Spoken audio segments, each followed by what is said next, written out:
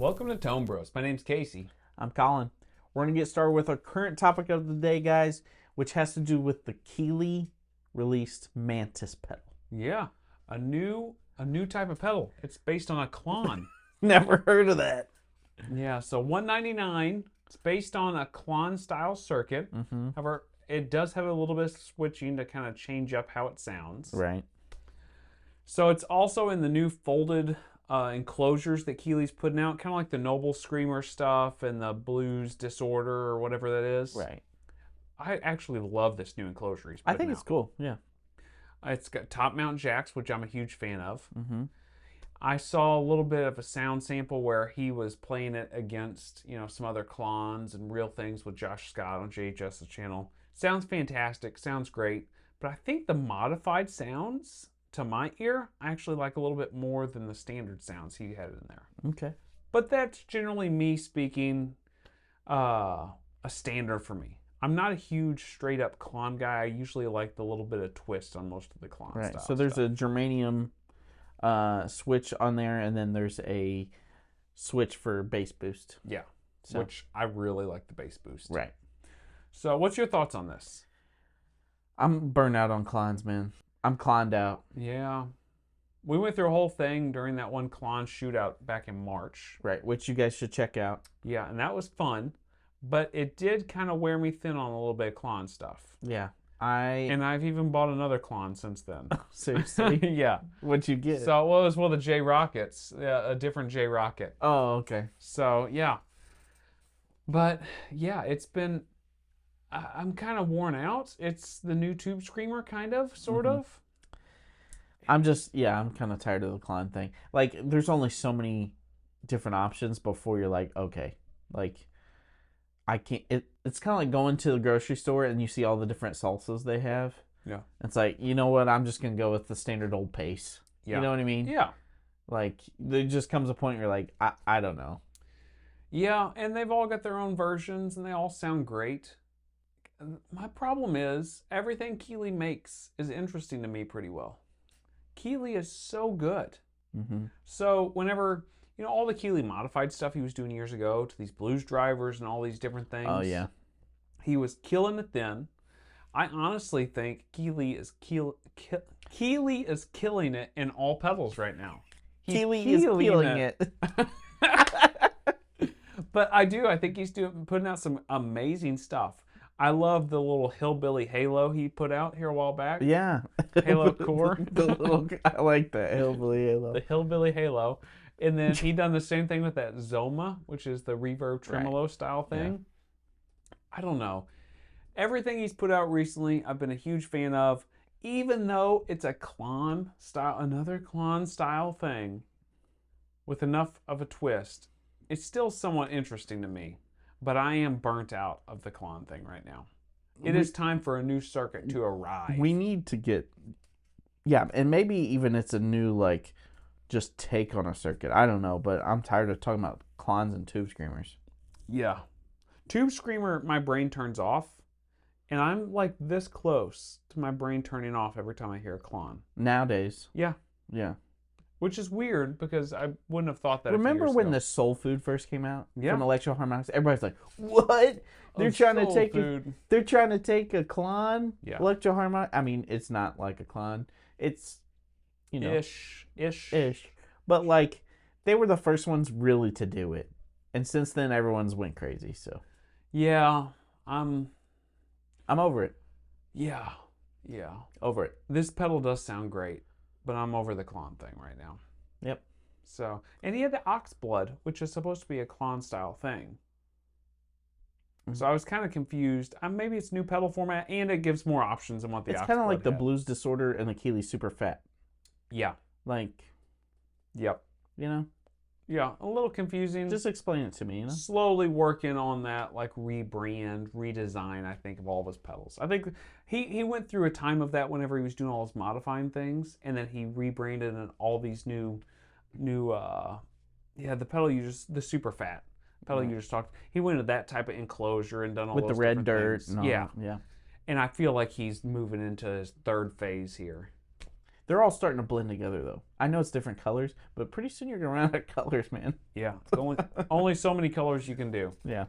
Okay, you want to go ahead and move into your main topic? Sure. My main topic is something we should have talked about a long time ago. It's talking about vibrato and how you're not crap if you don't have good vibrato. You're not crap. What's good vibrato? Paul Kossoff. Is it? Because some people say that wiggly vibrato is no good. It's great. Clapton had good vibrato. B.B. King's vibrato, I don't know if it's good, but it's unique. Like Okay. when he plays a note, you know it's BB. Yep. Derek Trucks is the king of vibrato with a slide. Okay.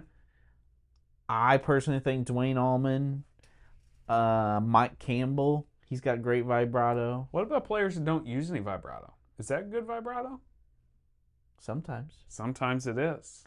I think it's harder to not play with vibrato sometimes. Way harder. Especially if you're like above that beginner stage. Yep. Because you want to put vibrato in everything. You're like, oh, this is cool. I'll be like Zach Wilde. Yeah. Because he has crazy vibrato. Yeah. Like really fast vibrato. But here lately, like I've been like, it doesn't need vibrato right here. Yeah. And I'll just play the note. Yeah, I've been doing that. I've been working on that more, or like letting the note play for a while before I add any vibrato. Right. And then just like the slightest Tail end. Oh, Yeah. man, I've really enjoyed that lately. To me, it's vibrato or not having vibrato. It really makes the player. You can tell an amateur is somebody who uses vibrato on everything. Yeah, and it's really like quick a lot Wiggly. of times. Usually, AKA Angus Young. Yeah. Angus Young has some fast vibrato. He's got some wild vibrato. Yeah, and then you don't know where it's going. No, but I do enjoy it. I like it too. There's something wild and like off the rails with his vibrato that is enjoy. It's Paul Kossoff. Paul Kossoff, his vibrato, he had some like slower songs where he would do slower vibrato. But a lot of times his vibrato, listen to All Right Now. Yeah. That vibrato, oh, it is like Joe wild. Bonamassa has his own vibrato. Like, he's got a specific thing. I tell you who's been great and I've seen live, Warren Haynes, man. Oh. That guy, he can make that guitar sing because he knows when to play it and when not to. Yeah. I think if you can kind of like Derek Trucks does, and mimicking human voice vibrato is probably the sweet spot. And that's where I see Warren Haynes like playing his vibrato. It's like very vocal. Mm-hmm. Oh, so amazing. But you're right, vibrato makes the player. Right. And I think it's what like separates us too. Because you know B.B. King. Yep. John Frusciante, I mean, he plays mostly notes. You don't hear him, like when he bends, he just kind of bends. Yeah. You know, you don't hear a whole lot, like that's his style. Mm-hmm. So I just think it really makes the player too. Yeah. I don't know. It definitely does. I think it's something that you probably should play with if you haven't thought about it much. You know, Especially not using a lot of vibrato. I think the intermediate players the most could benefit from it. I will say, when I get nervous, Vibrato increases. Your note amount increases and your, your vibrato increases. yeah, you just want to show off those skills for some reason. Look, I can do this. And like, really, if you're seasoned, you're like, nope, I'm just gonna relax. I'm gonna play two notes. Bong. Yeah, and I'm not gonna show vibrato to the very end. No vibrato.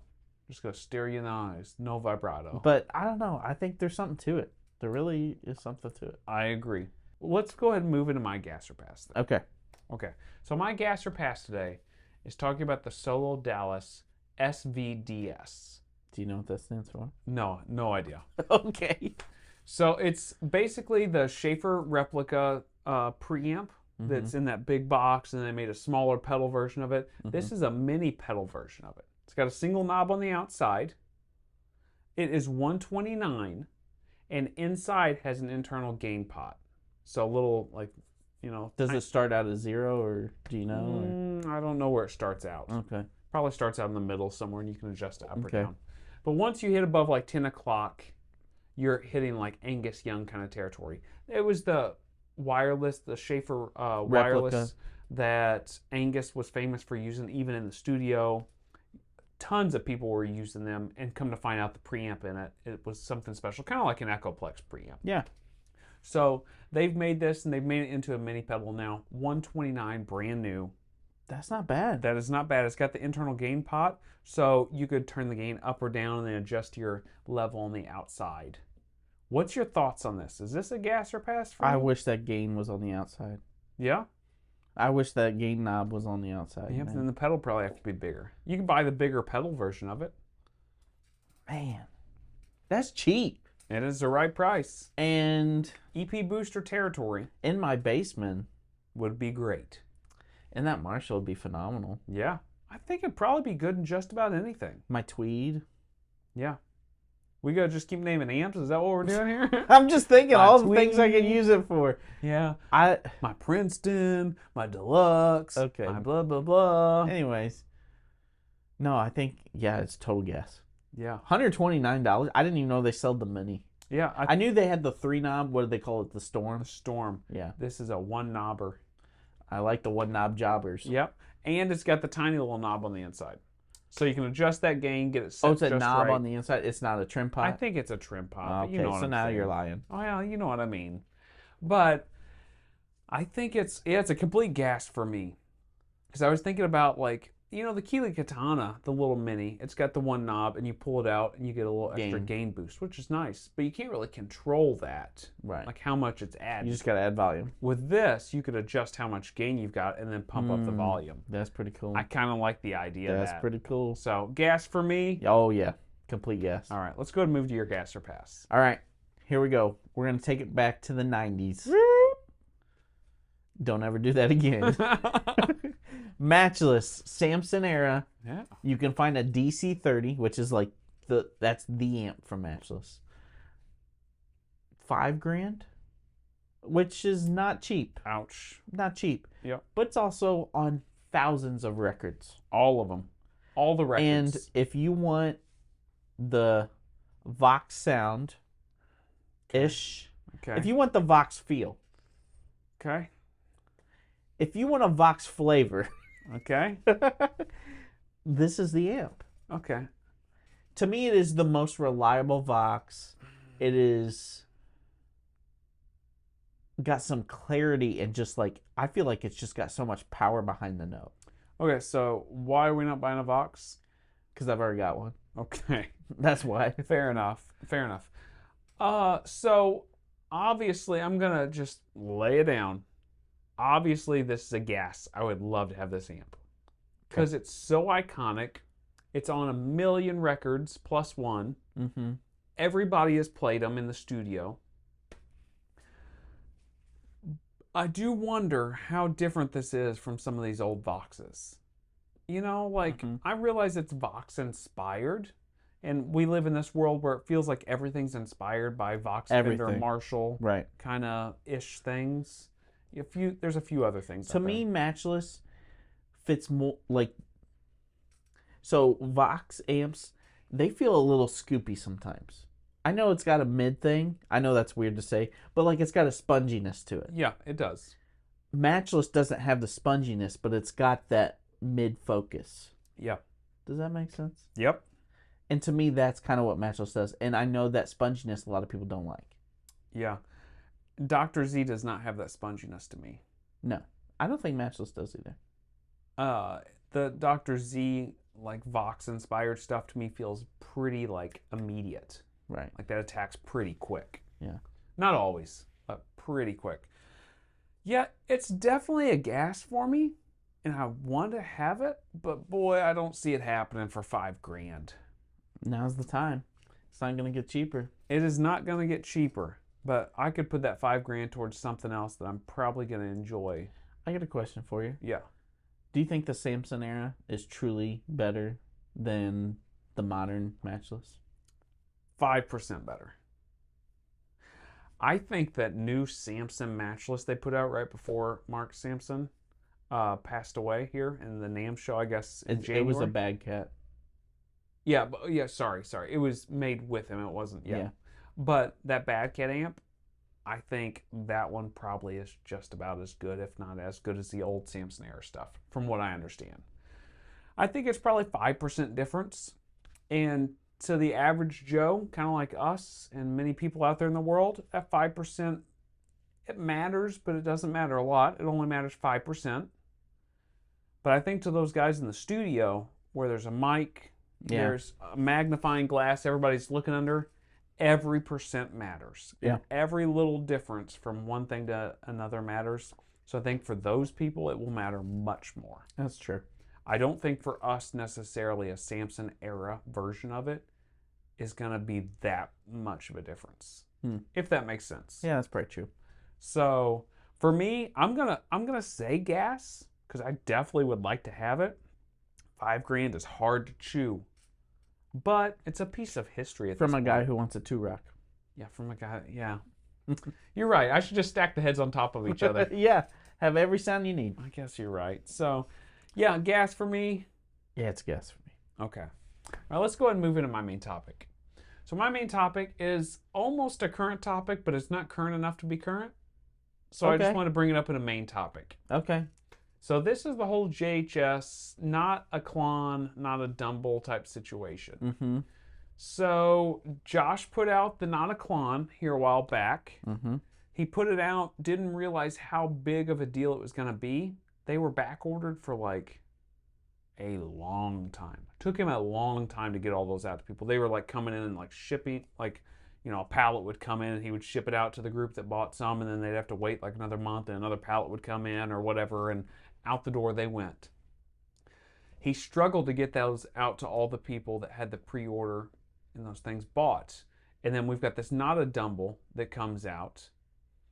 He thought it was based on one Dumble pedal. He releases it. He goes to pull a schematic for some reason. Can't find it. Come to find out, it was a different pedal, really. A different Dumble pedal than what he I think one of his thought it engineers was. or something like that got the schematic switched or something. I think one of his engineers passed away is what happened. And then it was like on paper hard copies because it was during like, you know, it was quarantine and all that stuff was going on. So everybody was kind of working from home. So the paperwork kind of got lost and it got put in the system the wrong way, I guess. Long story short, they released the wrong thing. The box it later or whatever it was not really what was in that Not a Dumble. They discontinued it. Now they're starting production for this other one that's going to be the correct one. Right. So, and these are like little kit pedals. I find it interesting that these kit pedals are so popular. It's kind of an interesting thing to me because who would have thought that these like little Lego versions of pedals would be so popular? I don't know. I don't get it. Do you get it? Is it intriguing to you at all? I think it's cool that people are interested enough in their tone to build something themselves. They are not building anything. You know what I mean. If you say you built a pedal because you put a Not a Klon together, you're lying to yourself. Casey, be nice. I'm just saying, it's not true. You didn't build it. You assembled it. They did. Hey, did they do more than us? No, I've built a pedal before. Oh, that's true. Yeah. But he has, not me. I'm not, that's not really the rabbit hole I'm wanting to go down, but I do kind of find it interesting that these kits become so popular. But you realize it's popular because of JHS, not because of the kits. Yeah, but if they would have put out just a Klon style pedal, would it have been as popular as this Not a Klon where you got to put it together and it's all white and you can paint it and kind of like this series 3 series and stuff like that? No, because it's gimmicky. Yeah. I don't mean it bad. Yeah, that's what I mean. I'm not making fun of JHS. I'm just saying like that was the gimmick. Yeah. Like that's what was enticing people to buy it. Yeah. Let me tell you, as in marketing, with those kids like doing that little trailer for it and everything. That was so good. The marketing was great. Mm-hmm. Fantastic. All the stuff JHS does, as in marketing, is fantastic. We are fans of JHS pedals. Yep. I love the stuff that Josh love has their put pedals. out. I just find it interesting that this is kind of like the route that has gotten more traction than any other JHS pedal in a long time. I would say, since probably the Double Barrel and the Morning Glory. I don't know that I don't know what the numbers are, but other than the Morning Glory and the Double Barrel. Man, that solo boost went quick. Solo boost went quick, but they only had a small number. What I'm saying is that they probably have sold more of these than any other pedals in, the recent, past. For sure. I don't know. It blows my mind. It blows my mind. And mistakes happen. It's not a Dumble situation, like a little schematics off. You can listen to the two versions, and he put them side by side. Demos suck. We all know that. We don't need to go through that whole thing. But there was not a huge variance and difference. I'm not upset that he accidentally mixed that up. You know how many times manufacturers have accidentally mixed up a schematic and we've gotten something wrong? They put like a revision 1.1 on there, Right. and then sent it out with the fixed thing, and they just never said anything to Never anybody. said anything. He actually said something. He was very transparent. I really appreciate that about Josh also. He was transparent, open about the whole thing, and immediately let everybody know what was happening. But I just find it interesting that these little part kits are so popular. But I wonder how the build your own clones are. They are not near as popular. You know what I mean? Yeah, they're not near as popular. You got to solder all that stuff. You got to put all these things Well, that's true. together. There's more to it, but It's way... I think that's the next step.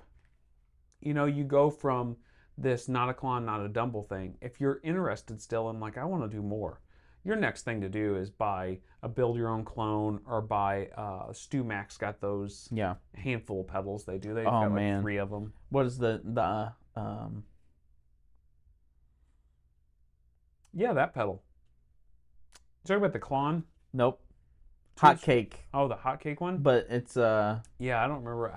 International House of Pancakes? No. It's something like that. It's like the IHOP. Yes, it was a take on that. Yeah. So, yeah, I think it's cool. I like that JHS done something a little bit different, because the market has seemed kind of like stale in some ways. Because, I mean, how many clones, we talked about earlier in this episode, how many clones can you really put out there? Like, Josh really going to put out a clone? But then he took it in a total new direction. I do like that. I do too. But it's just a little odd to me. It's just a little odd. I think it's cool. Like I said, it's just a different way for people to get into the pedal market and to actually take action themselves and build it. I think it's cool, man. It's kind of like, I don't know, for kids, you got the whole easy bake oven. Yeah. It's kind of like an easy bake oven for adults. Yeah, for guitar players, it kind of is. You're right. You're baking something. Yeah. Yeah. You're just throwing the ingredients. Yeah, you're right. It is. Yeah.